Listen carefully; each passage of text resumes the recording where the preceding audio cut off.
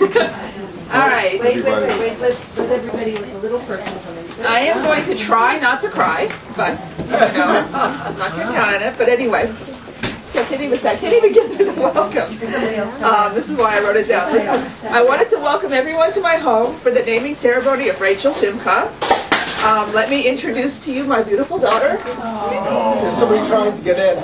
And today we will learn the significance of this date, the significance of the name, and the significance of the particular name Rachel Simcha.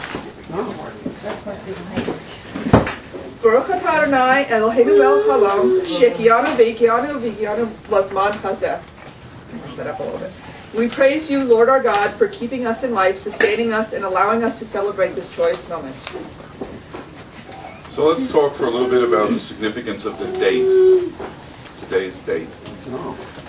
Sunday night begins the festival of Shavuos. This is the holiday celebrating the time the Jews received the Torah at Mount Sinai.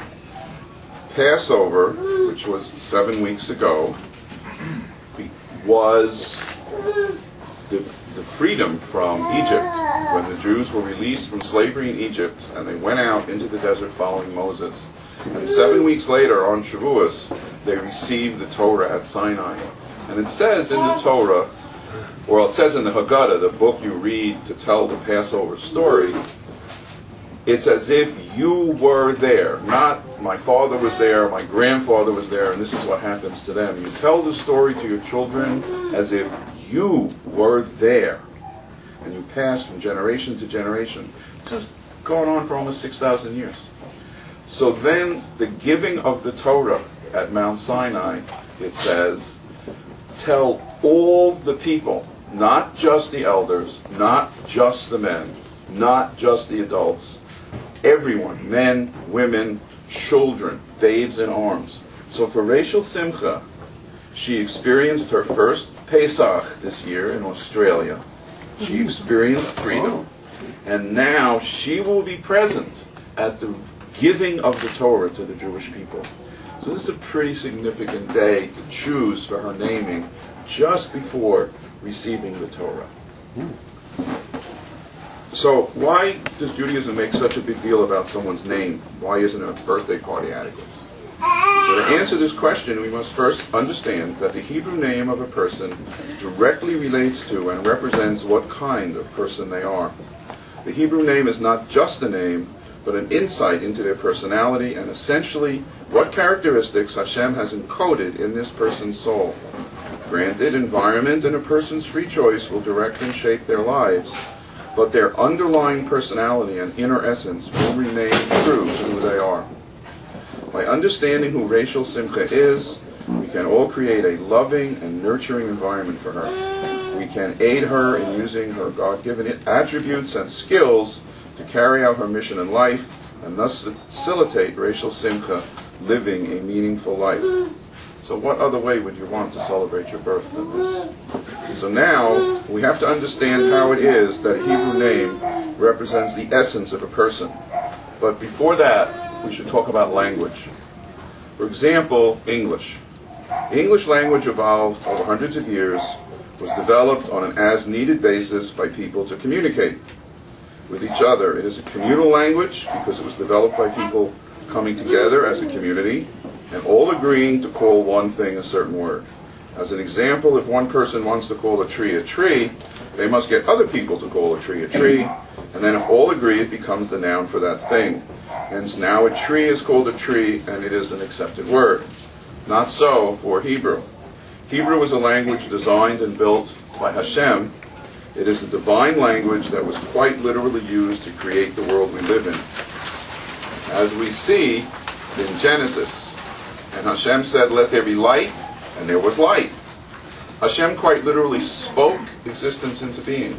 The Hebrew language was used for creation because the noun used for things represents and links directly to its true essence.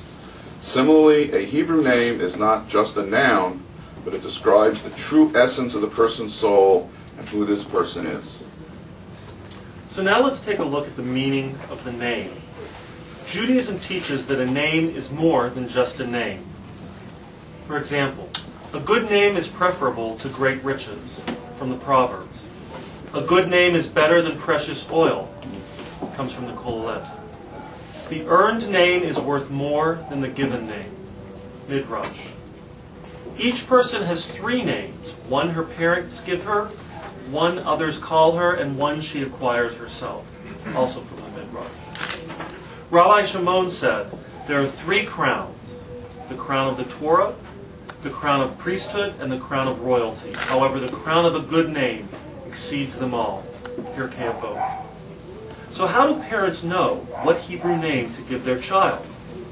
There is a mystical verse in Jewish literature that tells us the prophecy was taken away from the world during the time of the destruction of the Second Temple. After this, the only glimpse of prophecy that remains in the world from then until this very day is granted to ordinary human beings as they are deciding to name their child. How do parents know the true essence of what their child will be like? What attributes the soul of their child will have? The answer is that only God knows this at the time of birth, and hence the parents are granted a glimpse of the Bat Kol, the divine voice that speaks to them and tells parents what Hebrew name to give their child. For those of you who have spoken to Helen about her experience of choosing her child's name, all will attest to this amazing story of the name Rachel Simcha almost popping into Helen's head. Now let us delve into what the name Rachel and the name Simcha means, so as to understand who this special person is that we are celebrating. The name Rachel. The name Rachel literally means lamb or ewe, a female sheep. Rachel was one of the 4 mothers of the Jewish people.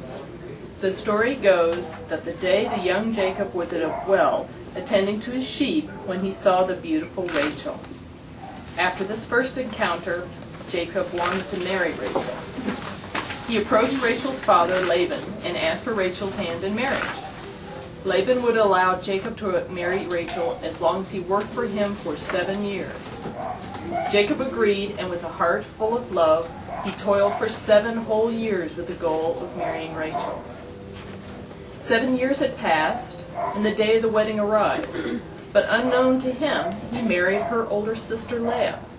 Not giving up, he struck another deal and agreed to work for an additional 7 years to marry his true love, Rachel. He did so, and finally Rachel and Jacob were married. So let's find out the qualities of our matriarch Rachel to see what kind of person she was, and hence what are the attributes our Rachel may have. Firstly, from this story we can see Rachel's selflessness. After waiting 7 years to marry the love of his life,